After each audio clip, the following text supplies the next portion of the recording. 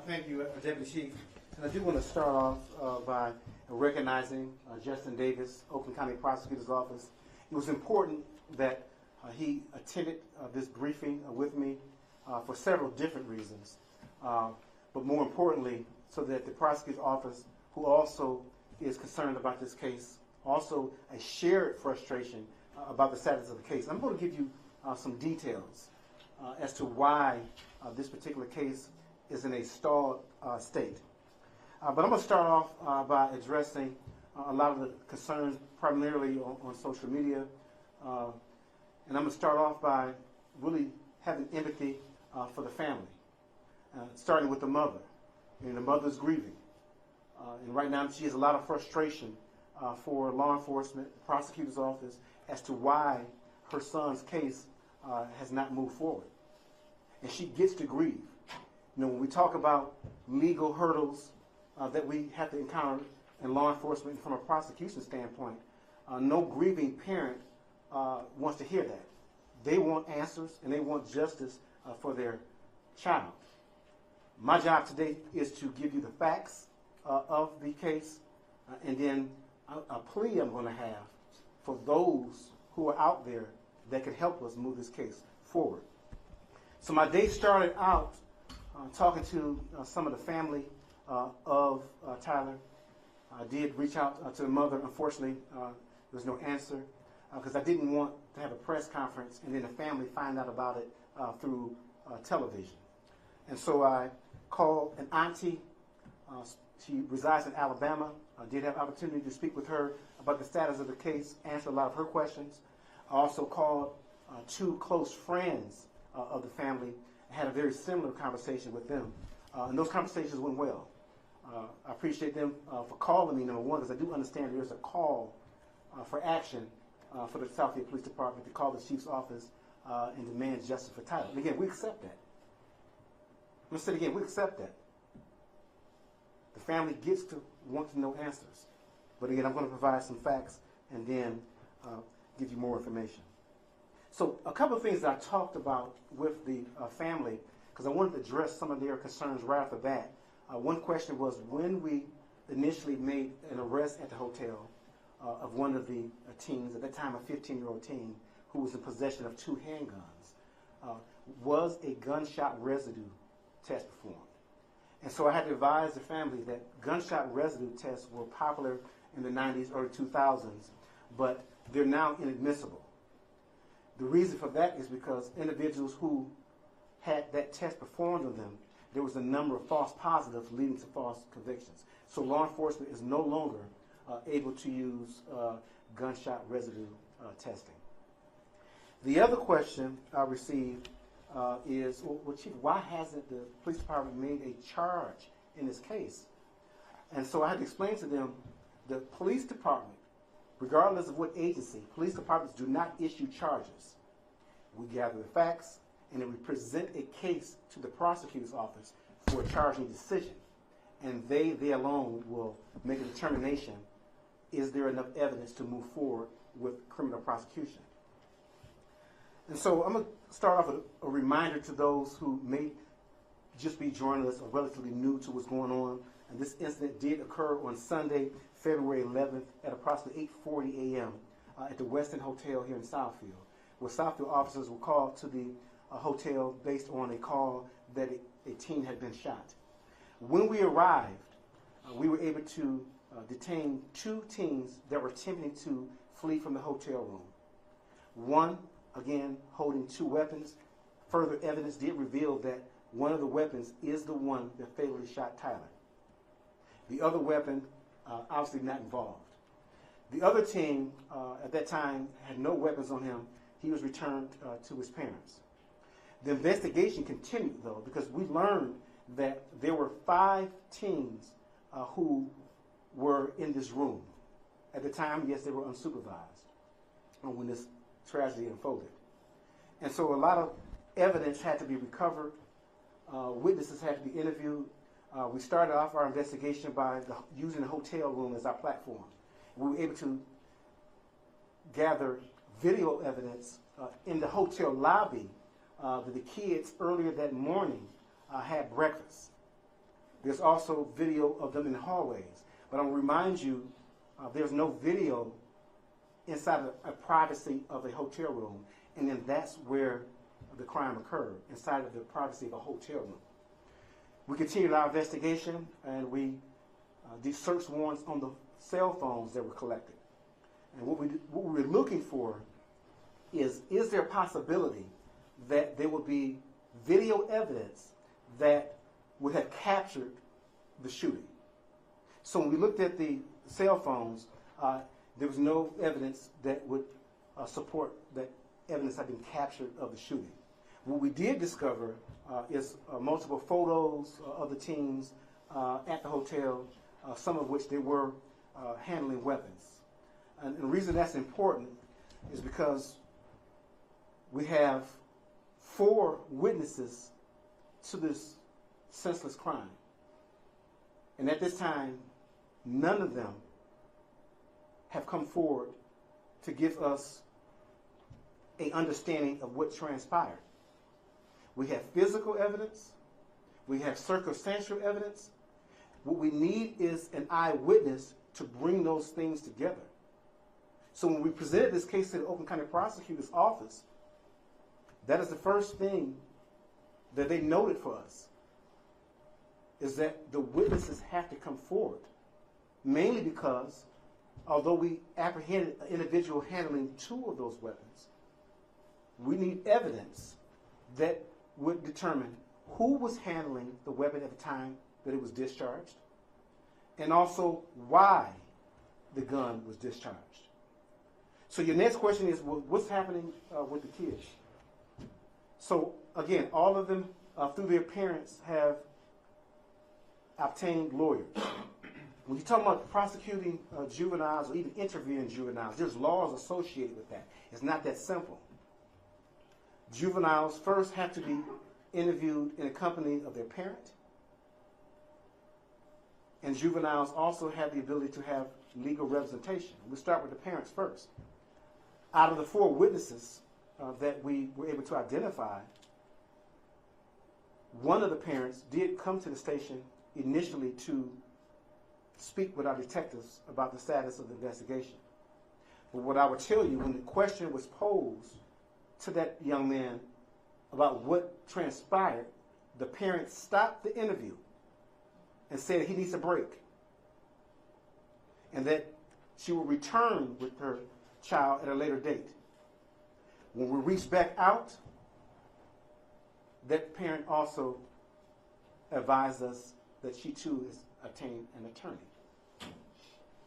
So right now we need these parents, these juveniles who were there, his friends, to have the courage to give the family justice.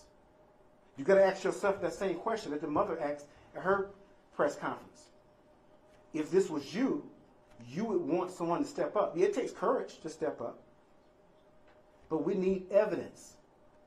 You know, the main reason for calling this press conference is because of perceptions of what law enforcement can and can't do. We have an idea who did it.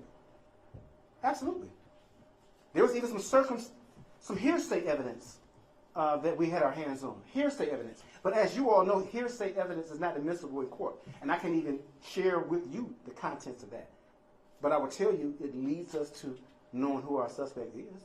I can't share that with you because there's not a charge at this time. But to move this case forward, there are 4 people who witnessed this. I need at least one of the 4 to have the courage to come forward and give us the information that we need. And so with that, I'm going to open up the floor for questions. Certainly questions for me or the prosecutor's office, and we can dive into that. Yes, ma'am. That night when it happened, all 4 witnesses, did you interview them, all 4 in that room? So no. So the initial response, we were able to detain the one that was in possession of 2 weapons. He immediately sought legal assistance, legal counsel, and did not speak with us. And then the other juvenile that we had on scene that day, again, we have to coordinate coordinate through the parents. And so that parent prohibited that witness from speaking to us as well. And then through great detective work, because again, the other two witnesses had fled, we were able to track them down based on our investigation and attempt to interview them as well. But as I said earlier in my remarks, their parents secured attorneys that would not allow them to serve as witnesses for the Southfield Police Department. Chief, why do you think they've circled the wagons, if you will, as far as, if you knew that, you probably wouldn't be here, and I appreciate that, but, if they know, might have been accidental, etc., why do you think, it seems, I'm a novice, but it seems very unusual a year later that nobody has talked. Well, I'm just as baffled as you are. You're talking about these are close friends. From my understanding, they spent a lot of time together. Certainly different hotel rooms or hanging out they're part of their routine. They were very close friends. In fact, from my understanding, the families were associated through friendship. And so for the parents, the teens who could lead us to knowledge about what transpired to not talk, again, I'm just as baffled as you. Some folks may lend to a system of folks not wanting to get involved. There's some theories that some of them may not want to serve this word I hate to even use, snitch. And some may theorize that some may be afraid to come forward. Because again, they're all friends. And who's going to have the courage to step up and say, hey, this is what happened, and give us that information. But we have to have that information. And I get it. Family's upset. The community's upset. I got a bunch of voicemails in my office right now from people upset. But the goal today is to give you the facts. We're ready to go as the police department. What I would tell you for certainty, because I know it was a concern that maybe the police department is protecting. Let me say one thing about this agency and one thing about this police chief. We don't protect anyone, but the public, safety. Someone who's involved or have knowledge of information, we're not going to protect them. So I have to reject that argument. We want this case closed. This is a shared frustration between the prosecutor's office, the police department, and what I tell you about these detectives, a lot of work went into even getting us to where we're at to be, as I use that word, ready to go. One of these kids step up, we can move this case towards a prosecution or however it moves forward. Again, we don't know the circumstances, but based on information that we gather, we'll at least be able to go to whatever the next steps are in this case. Chief, a couple of clarifying questions. Was Tyler shot in a hotel room? Was it in one of the rooms? Yes, he was shot inside of a hotel room. Yes. And you're saying there were 4 other of what you guys think are his close friends with him at the time? Yes, sir. And then my last follow-up is, do we know who this unsupervised person was that was with the kids at the time?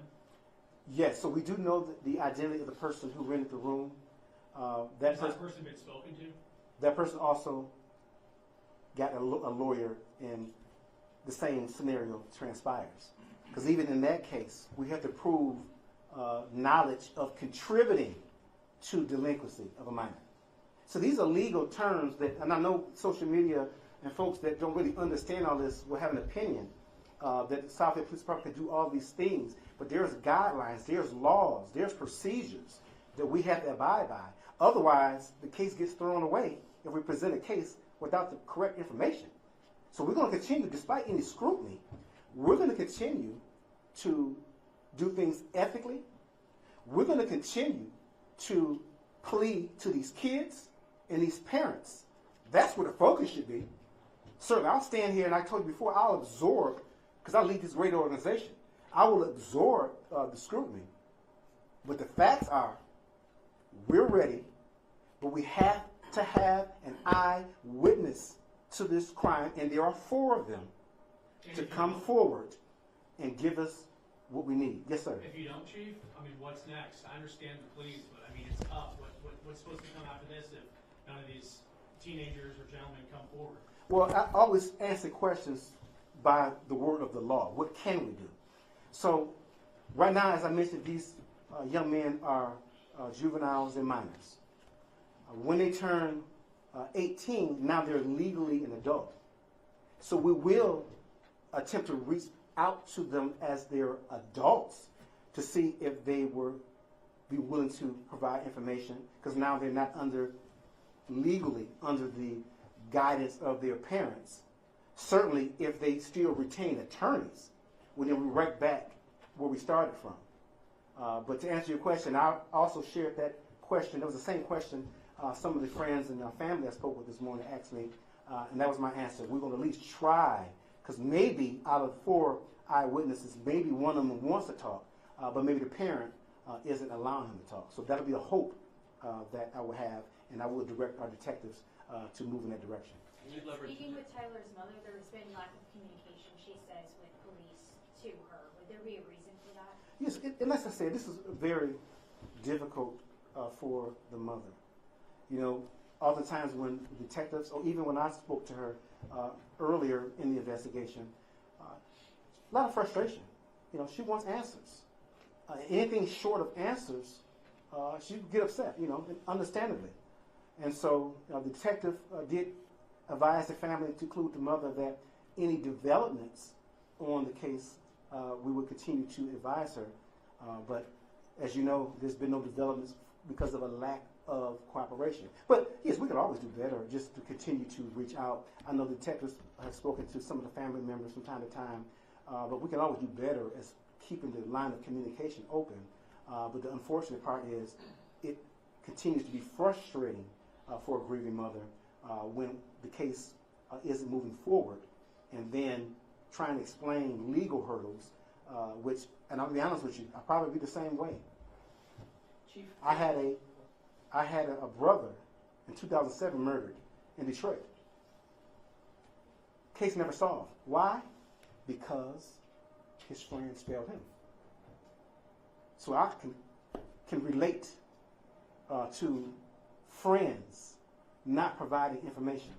Yes, sir. I'm sorry, Chief. I just wanted to ask, for those of us who don't know, is the clock ticking? I mean, is there a certain time where you won't be able to charge anybody in this crime? I mean, you know, we watch TV and see there's no statute of limitations on murder and things like that, but I mean, is that true? Or you know, Yes. For homicides, there is no statute of limitations. We can always, at any time, reopen a case. That's why you have cold case detectives in police departments. So yes, homicides is open for a prosecution whenever evidence is presented. Yes, ma'am. Hi, Chief. So what happens, or what could you give to the cameras right now, to anyone that's listening, of a child that wants to come forward? What kind of protection or comfort could you give that child and their family as far as protection? I think it's a great question. I think right now we, in a world where people can be fearful of coming forward. But I have to just remind you, it will take courage. And certainly, you know, Southfield Police Department, or if you don't live in Southfield, the home of residents, certainly we can reach out to those agencies to, you know, give some type of attention to you. Certainly call 911, but it will take some courage. I want to be very, you know, honest. I'm not going to stand up here and just, you know, give you these buzzwords. It takes courage to come forward in a case, because remember, somebody has to, if it goes to trial, somebody has to sit in that chair and tell the judge and or jury what they know. It takes courage. And so I just hope that someone, again, 4 witnesses, at least one of them have that courage to give this family closure. And what would you say also about the culture of, you know, not snitching and the impact that it has on cases like this? Because a lot of them do go cold. Yeah. It's terrible, you know, that culture, you know. I think ground has been made, you know. Leading the police department, you do see a courageous part of society. This case, obviously, no cooperation, but we've had other cases where good witnesses come forward and go through the judicial process. And so, again, I just have to encourage individuals to do the right thing, because, again, if it was you or your family, you would be just as upset as Tyler's mother is if you could have come forward and you didn't. Can you clarify a couple things for me? My memory may be gray, but I thought it was one of the parents that rented the room. Are you able to clarify who rented the room for them? Yeah, it was a uncle of one of the young men. And in regard to questioning them, can you, on a timeline, say when the last time was you were able to sit down with them, with lawyers, parents present? How long has it been since you've been able to talk to any of them directly? Yeah, the latest contact was early on. You know, this happened on February 11th. So within that initial month time frame was our main focus on getting interviews scheduled. So between the time of incident and let's say middle of March, after that the conversations as far as them assisting us or even scheduling interviews, they all obtained lawyers and refused to cooperate. Do you consider this a homicide, or do you consider this an accidental shooting, or are you held off clarifying what you think it is? Well, I want to be careful, you know, with my words in this type of platform about what I personally think. I just know at this point a gun discharged inside of the hotel room. Somebody was handling that weapon, and I want to know what happened. So I'll reserve my opinions. But again, someone died, and we didn't know what transpired. Not to monopolize, I had two more. Was the gun legally owned? And if so, if you know by whom, and can there be an avenue to, you know, I know gun laws have changed since this incident, but in regard to proper ownership and protocol of handling weapons, I'm not a gun owner, but is there any avenue as to who had this gun, who owned it, and the recklessness involved of leaving it with teens? Yeah, so the gun was reported stolen. I believe, don't quote me at this point, but I believe out of, I'll just say a local city. So there was no knowledge of how this team got in possession of that weapon. So at this point, we don't know. Prosecutor Davis, would you mind, in regard to when the chief talks about needing an eyewitness, and from a prosecutor's standpoint, I'd welcome your input in regard to a case like this, what you're lacking, if you're able to share any extra texture here as to the challenge this poses? Certainly. So I have to be very careful because this case is currently under investigation. Understand. I can assure you that Chief Barron and the Southfield Police Department have been doing everything they can, exhausting all avenues, and attempting to reach out to those witnesses and people within the community that have information about how this occurred. They're doing everything that they can, and at this point, they've reached a dead end, and that's why Chief Barron is here. They've asked us to be present. As he stated, the police department investigates cases. They present them to our office. We review them, and if we have enough evidence, we will charge a crime. That's what we did with the other case, with the juvenile who was charged. But we need witnesses and we need evidence in order to move forward with this case. You have to have probable cause. You have to know who had the gun. And at this point, people are not cooperating. They have lawyers, and you can do that in America. But as the chief said, somebody needs to have courage to step up and answer the questions that the police, as well as the victim's family, I think deserve answers to. So I can say that, and again, I'm very cautious about what I say because of my ethical obligations as a prosecutor, but we take it very seriously. Anything that they present to our office, we will thoroughly review and issue the appropriate charges at the appropriate time. I have one last question for myself, and it may be kind of a cart and horse question, but does the family have any civil litigation opportunities, or does a criminal resolution have to happen one way or the other in a criminal case before somebody can bring a civil case, which I believe has a lower bar of evidentiary requirements to find somebody liable? Is there any chance the family could sue them civilly to try and find some of the answers they're seeking criminally? So I don't want to get out ahead of my skis. I'm not a civil lawyer, but obviously there's always a civil avenue as well as a criminal, and the criminal case does not have to occur before the civil case, if that's the question that you're asking. It is. Thank you. And right now, whoever rented that room, will they ever face charges? So again, I have to be very careful because of my ethical obligations. If we get additional evidence or people want to come forward, then there's a very distinct possibility that charges could be issued. Again, you are all aware of what our obligation is. We need probable cause in order to issue charges, and if we get that, we will do so. And just to confirm right now, Southfield Police only brought you the case for the gun, right? And you charged that team for possessing the gun that was stolen. That's correct. Okay. Chief, you can say to parents about prevention. I mean, I know teens are going to be teens, but this many teens in one hotel room unsupervised just sounds like a bad idea. Well, yeah, I had that frustration in my initial press conference, and we got to make sure we know where our children are. especially in today's society where so many things can go wrong, particularly with teens who are still maturing. And so, and I'll leave it at that. Chief, you said it, and I know I promised you last question a minute ago, but this will be it. I mean, the irony is I listen to you, as these four maybe have loyalty to each other in their silence, you know, they're not showing loyalty to their friend who was killed. I mean, that's kind of the root of it all, right? I mean, if we're talking loyalty and not snitching, or however one may want to frame it, or maybe they're individually worried about their own situation, but, you know, they're totally turning their back on their friend who was killed. Yeah. And that's unfortunate. You know, they have the information. They know exactly what transpired. And this was your close friend. These, again, they were all very close. Our investigation did reveal that.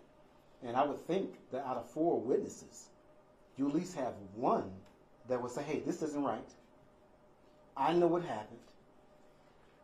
Chief, this is what happened. Detective, this is what happened. Or the mother, Tyler's mother, this is what happened. More than anything else, even if I inject myself into this, and I'm only injecting myself into this to show that I'm relatable to this, we really just want to know what happened. I don't even know why my brother was murdered. I have no knowledge of why. So I understand. And so that's why I can proudly stand here and advise you that these detectives work that case. I pay very much attention to what goes on in this police department. You all know that. I'm a little bit different than most police chiefs that you encounter because I give you information, good or bad, and I'll stand here at this podium and I'll either absorb scrutiny or I'll defend us. But I'm never going to lie to you. And that's why I'm here today, because it's important with all the speculation, all the social media false information, that the Southfield Police Department investigates cases very well. You all know that because I'm always presenting resolutions to a majority of our homicides. And that will continue. And in this case, it can continue. And I'll say it one more last time, but we need an eyewitness to bring it all together so that we can now present a case to the prosecutor's office. And I promise you, they will move it forward in the appropriate direction. Just wondering what came of the charges with the young man who was apprehended with the weapons. I heard he was charged, but what happened? It's been here, he was charged, but what happened after him being charged? Yeah, so he was charged with carrying 2 counts of carrying a concealed weapon. I don't. Weapon too, right? Say again. A murder weapon. He was charged with having a murder weapon. Well, at this time, charged with having just the possession of the weapons, but not a murder weapon. That would take place again once everything else comes together. But right now, we can't charge that crime unless we put the other pieces together. Because, as I said before, we had to know who was holding that weapon at the time it was discharged. But what? So you charged him for having the weapons. What's the penalty or what's the consequence of having the weapon, even if there's no murder charge? Right. But does he just? So juvenile court manages that. So I don't know what the judge final ruling is on that. I do know when we detained him, he did spend some time in Children's Village, and then he's scheduled with a court date. So I don't know the outcome of that case. Again, it was held in Wayne County, but he was held accountable for having those weapons. You mentioned the gun was reported stolen. Was its owner relations to any of the teens involved? Uncle, family member? I mean, does it trace back to one of the individuals that was in the hotel room? No. So from our investigation, the owner of the weapon had no association, friends or family, with the weapon. Thank you. Chief, Yes, ma'am. why was that with the child that was held in Children's Village? Why was he held in Wayne County when the crime actually happened in Oakland County? Right. So what happens is for juveniles and juveniles only, the Oakland County Prosecutor's Office in this case makes the charging decision. But for juveniles, it's then forwarded to the county of residence for the juvenile. That's just the procedure for juvenile processes. All right. Well, yes. All right. Thank you. Thank you. Yes. Okay. Thank you all. Thank you. Thank you. I appreciate you. Yes, sir.